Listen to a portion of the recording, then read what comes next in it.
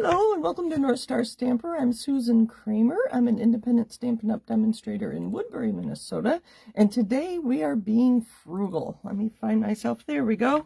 I am consistently North Star Stamper across the internet. Hopefully you have found me places other than YouTube.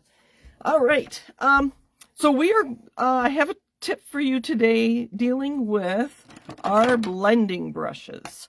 So for some reason I have two small ones, but I tend to have a small and a large for each color family. So this I would use on pinks and reds. Yellows, I do try to keep it pretty clear. But I tend to have a large and a small for each color family. Well, a lot of times there'll be so much ink in there and I can't tell what color it is, whether this one is balmy blue, pool party, night of navy, secret sea, misty moonlight, whatever. So you could just clean off so this is where I save my ink. You could just clean it off on a scratch paper. This is going to make lots of fun die cuts when I die cut it. You could just clean it off. I was at the virtual card making retreat last week and somebody mentioned this idea. Using watercolor paper. I'm going to demonstrate it here. I tried it on, so this was watercolor paper and this is thick basic white. You can see my blue ones. Look at all those colors in there. Interesting. What was I going to say? This is the one that, let's see here. One of these had lots of pilling on it. Now I can't tell. Can you see that? This is a thick basic white, and you can see that I had so much water on my brush that it's just pilled, which could make for a very interesting die cut when I do use it. And that's what I'm going to use these for. I have a sample to show you how I use these. So let's grab a new piece of paper. So this is what I did to create those samples. I took a piece of...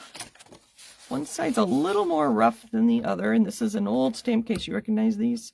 Oh, you can see I'm already getting water there. All right. And then look at all the ink. Rather than washing that down the sink, this is how I did those other ones. I could just get a solid yellow, and that'd be kind of interesting. And this is probably Lemon Lolly and Daffodil Delight and Crushed Curry. So I could use it with any one of those when I go to stamp on it or use it. So that's kind of interesting.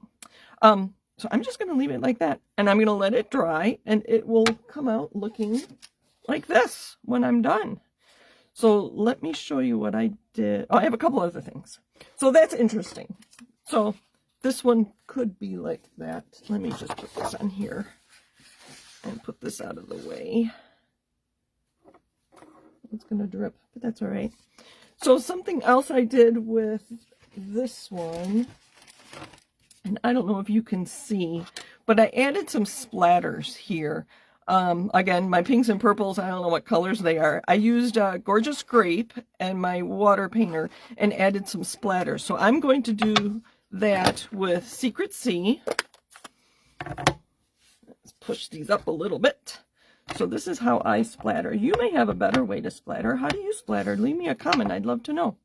So I take a water painter filled with water, obviously. Because you can fill them with alcohol, rubbing alcohol. So I add lots of water, and then I tap. And I make a big mess. Luckily, it's easy to clean up. I'm going to add a lot because I want to be able to see them. I'm going to turn it around because I seem to be getting lines. So this will just add some interest when I die cut these.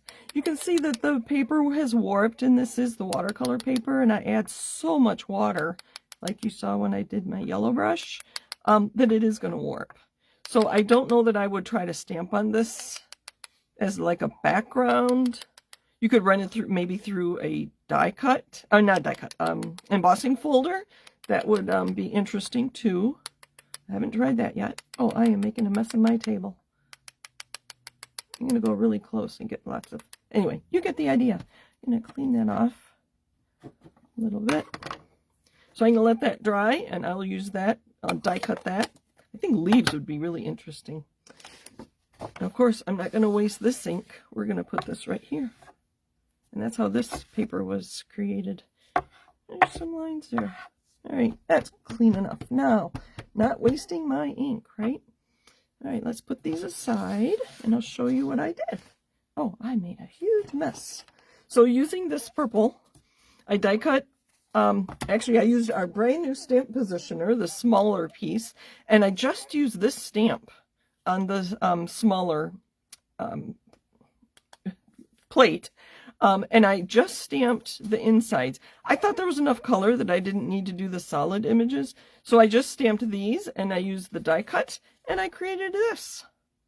I do have the other pinks. I thought about mixing and matching, but I thought that was enough with those three. So just add some interest. I mean, yes, I could have stamped on cardstock and gotten something similar, but look at the variation in the color. It just adds a little bit more interest. You can kind of see the splatters on there. So that'll be fun to put together for another card. So that was Pretty Florals. And this die was in there too. And just one more reminder that, I don't know if you can see, there's lines in the middle of these leaves. If I had used green glue or the wet glue to adhere these to my card base, the glue seeps through these lines, so I use glue dots. So that's my card for today, and my idea on being frugal with your inks when you're cleaning your blending brushes. Thanks for joining me. Have a great day.